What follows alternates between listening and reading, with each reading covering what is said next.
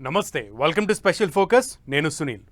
సరుకు లేదు, సంగతి లేదు, శుష్క ప్రియాలు, శూన్య హస్తాలు, అన్నీ ఉత్తమాటలే, ముచ్చట్లే. బలం లేకపోయినా పాకిస్తాన్ బలుపు మాటలకు మాత్రం తక్కువేం లేదు. యుద్ధం అంటే శత్రువు గుండెల్లో నిద్రపోవడం, ఇలా బద్మాష్ డైలాగులు వేయడం కాదు. పాకిస్తాన్ చేస్తోంది అదే. యుద్ధం చేసే సత్తా లేకపోయినా మేకపోతు గాంభీర్యాన్ని ప్రదర్శిస్తోంది. అయితే ఇప్పుడు కీలక విషయం వెలుగులోకి వచ్చింది. భారత్తో యుద్ధం అంటూ వస్తే 4 రోజుల్లో పాకిస్తాన్ ఫినిష్. దాయాది దేశానిది అంతా బిల్డప్ అని మరోసారి ప్రూవ్ అయిందా? అసలు పాక్ సైన్యానికి ఎందుకు ఈ పరిస్థితి?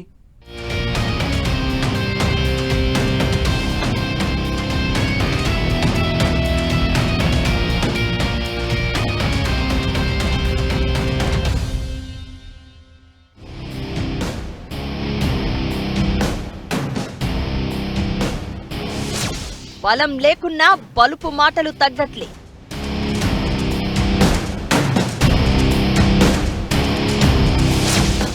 యుద్ధం వస్తే 4 రోజుల్లో ఫినిష్.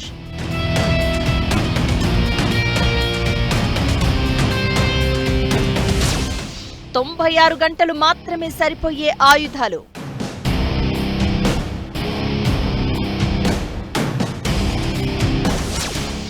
వెపన్స్ లేకున్నా భారత్పై కవ్వింపు చర్యలు.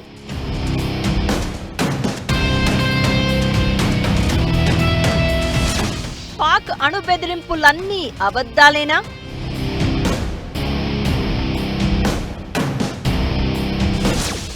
భయాన్ని కవర్ చేసుకునేందుకు బిల్డప్లా?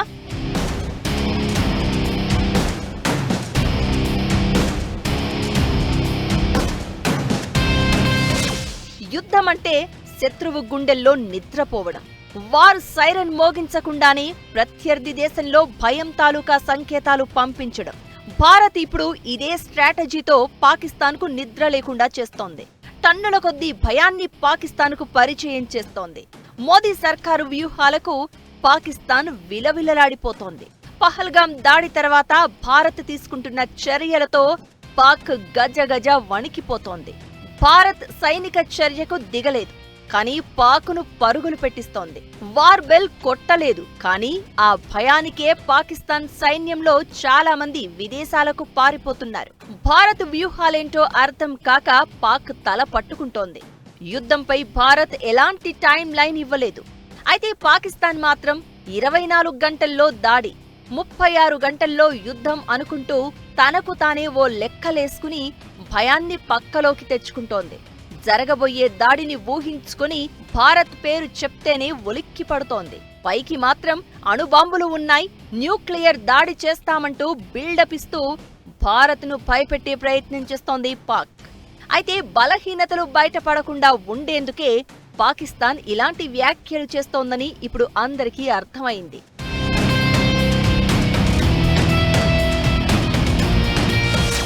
భయాన్ని కంట్రోల్ చేసుకోవాలి, భయపెట్టేందుకు ప్రయత్నించాలి. ఈ రెండింటి మధ్య నలిగిపోతూ ప్రపంచం ముందు తన అజ్ఞానాన్ని బయట పెట్టుకుంటోంది పాక్. ఇప్పుడు ఆ దేశం బలం ఏంటో, బలగం ఏంటో, ఆ బాగోతం అంతా బయటపడింది.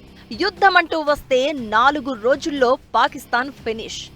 భారత్ ముందు 4 రోజులు మాత్రమే నిలుచునేంత బలముందిప్పుడు. పాకిస్తాన్ ప్రస్తుతం తీవ్రమైన మందుగుండు సామగ్రి కొరత ఎదుర్కొంటోంది. యుద్ధం గురించి మాట్లాడుతున్న పాకిస్తాన్ దగ్గర ఇంకా 96 గంటల మందుగుండు సామగ్రి మాత్రమే మిగిలి ఉంది. ఓవైపు భారత్ను బెదిరించాలనే ప్రయత్నంలో పాక్ ఉడత ఊపులు ఊపుతూ ఉంటే, మరోవైపు సైనిక సన్నాహాలపై చాలా ప్రశ్నలు వినిపిస్తున్నాయి. యుద్ధం మొదలైతే ఇప్పుడు ఉన్న సామగ్రితో 4 రోజులు వార్ కంటిన్యూ చేయొచ్చు. 5వ రోజు మాత్రం లొంగిపోవడం ఖాయం. ఇలాంటి దరిద్రపు పరిస్థితుల్లోనూ పాక్ బిల్డప్లకు తక్కువేం లేదు. తొలి అడుగు పాక్ ఆక్రమిత కాశ్మీర్ మీద, రెండో అడుగు పాకిస్తాన్లో ఉన్న వైటల్ ఇన్స్టలేషన్స్ మీద కొట్టబోతున్నాము.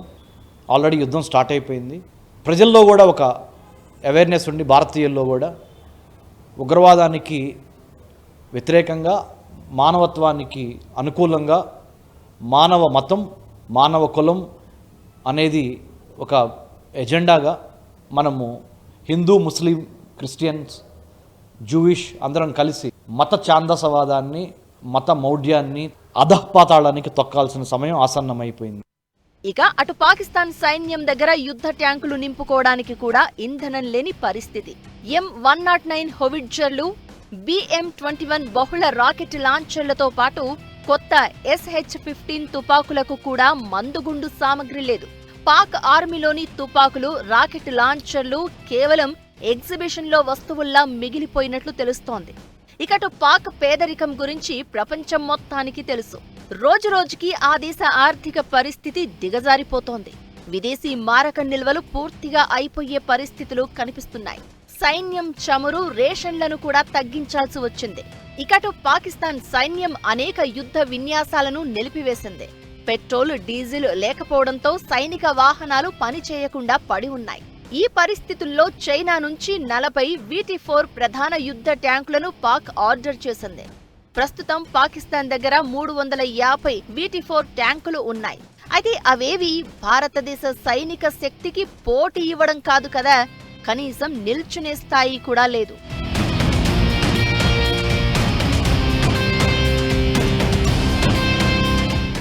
పాకిస్తాన్ సైన్యం ఎక్కువగా ఆర్టిలరీ, సాయుధ యూనిట్లపైనే ఆధారపడుతుంది. ప్రస్తుతం పాక్ దగ్గర M109 హోవిట్జర్లకు తగినంత 155mm షెల్స్ లేవు.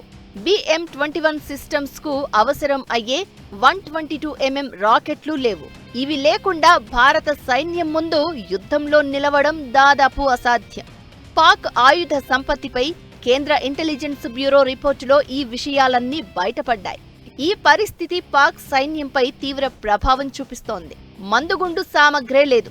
అలాంటిది భారత్తో యుద్ధం చేయాల్సి వస్తే ఎలా అనే ఆలోచనే పాకిస్తాన్ సైనిక అధికారుల గుండెల్లో రైళ్లు పరిగెట్టిస్తోంది. ఈ భయంతోనే చాలా మంది సెలవులపై వెళ్తున్నట్లు, మరికొందరు ఏకంగా రాజీనామాలు చేస్తున్నట్లు ప్రచారం జరుగుతోంది. మందుగుండు సామగ్రి కొరత మాత్రమే కాదు, ఆర్థిక సంక్షోభం, పెరుగుతున్న అప్పులు, ద్రవ్యోల్బణం, క్షీణిస్తున్న విదేశీ మారక నిల్వలతో పాక్ తీవ్ర ఒత్తిడిలో ఉంది. ఇవన్నీ సైన్యం మీద ప్రభావం చూపిస్తున్నాయి. ఇంత దరిద్రపు పరిస్థితుల్లో ఉన్నా పాక్ మాత్రం బిల్డప్లు ఆపడం లేదు, యుద్ధాన్నే కోరుకుంటోంది.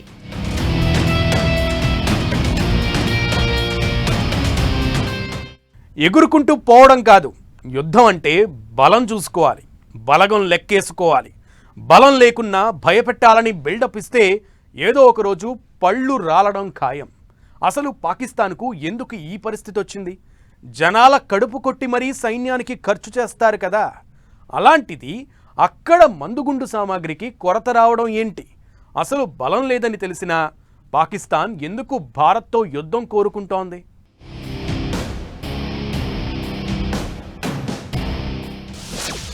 భారత్ యుద్ధానికి దిగితే పరిస్థితి ఏంటి?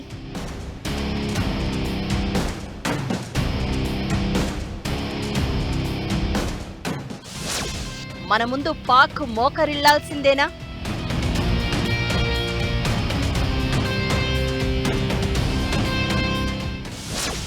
అసలు పాకిస్తాన్కు ఆయుధ కొరత ఎందుకు?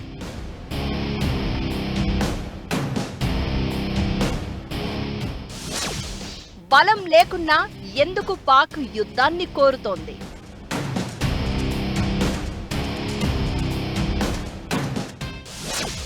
పాకిస్తాన్ దగ్గర ప్రస్తుతం అతి తక్కువ స్థాయిలో మందుగుండు నిల్వలు ఉన్నాయి. సైనిక ఘర్షణలతో ప్రపంచవ్యాప్తంగా ఈ మందుగుండుకు డిమాండ్ పెరగడంతో పాక్ ఆర్డినెన్స్ ఫ్యాక్టరీలు వీటిని ఉత్పత్తి చేయడానికి అవస్థలు పడుతున్నాయి. పాక్ యుద్ధ రిజర్వుల్లో చాలా వరకు ఈ మధ్య యుక్రెయిన్కు విక్రయించారు. దీంతో పాక్ దగ్గర నిల్వలు పడిపోయాయి. ప్రస్తుతం ఉన్నవి కేవలం 96 గంటలకు సరిపోనున్నాయి. ప్రస్తుతం భారత్పై పాక్ అనుసరిస్తున్న మోహరింపుల వ్యూహం సక్సెస్ కావాలంటే శతఘ్నుల పాత్ర కీలకం. ముఖ్యంగా M109 హోవిట్జర్లకు 155mm గుండ్లు, BM-21 సిస్టమ్స్ కు 122mm రాకెట్లు ఆ దేశ సైన్యం రక్షణ సామర్థ్యాలను బలోపేతం చేస్తాయి. వీటిల్లో టిల్లో 155-80 గుండ్లను యుక్రెయిన్కు ఎగుమతి చేసింది. భారత్ ఎదురుదాడి వ్యూహాన్ని అమలు చేస్తే పాక్కు చుక్కలు కనిపించడం ఖాయం.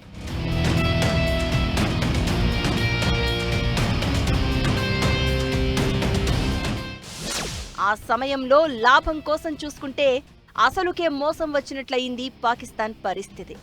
ఉన్న మందుగుండు సామగ్రి అంతా యుక్రెయిన్కు పంపించి ఇప్పుడు ఖాళీ చేతులతో యుద్ధం చేసుకునే పరిస్థితి తెచ్చుకుంది. రష్యా యుక్రెయిన్ యుద్ధం ఒక రకంగా పాకిస్తాన్ను కష్టాల్లో పడేసింది. గతంలో యుక్రెయిన్తో చేసుకున్న ఆయుధ ఒప్పందాలు పాకిస్తాన్ యుద్ధ నిల్వలు ఖాళీ చేసేలా చేశాయి. ఇదే ఇప్పుడు పాక్ దగ్గర మందుగుండు కొరతకు కారణంగా మారింది. సైన్యానికి మందుగుండును సరఫరా చేసే పాకిస్తాన్ ఆర్డినెన్స్ ఫ్యాక్టరీ కూడా దాదాపుగా చేతులెత్తేసింది. పెరుగుతున్న డిమాండ్, కాలం చెల్లిన సౌకర్యాల కారణంగా PFO చాలా కష్టాల్లో ఉంది. పాకిస్తాన్కు అవసరమయ్యే మందుగుండు కూడా అక్కడ ఉత్పత్తి జరగడం లేదు. దీంతో కేవలం 96 గంటల యుద్ధానికి మాత్రమే సరిపోయే నిల్వలు పాక్ దగ్గర ఉన్నాయి.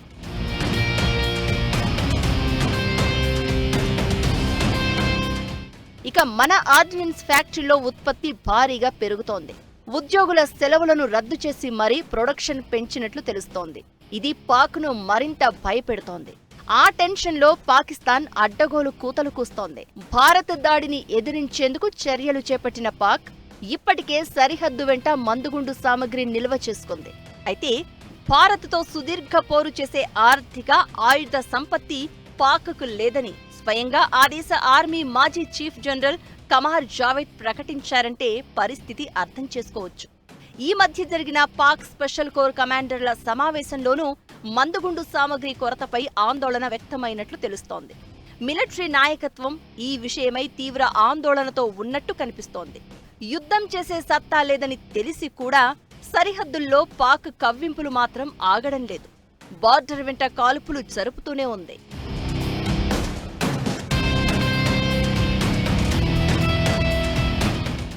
మోదీ సర్కారు ప్రకటనతో పాక్ ఉక్కిరిబిక్కిరవుతోంది. పైకి గంభీరంగా కనిపిస్తున్నా లోలోపల మాత్రం వణుకుతోంది. శాంతి కోసం అగ్రరాజ్యాలను శరణు వేడుకుంటోంది. భారత్ పాక్ యుద్ధమంటూ జరిగితే రెండు వైపులా నష్టం ఉంటుంది. అయితే ఆ నష్టం నుంచి పాక్ కోలుకోవడం కష్టమే కాదు, అసాధ్యం కూడా.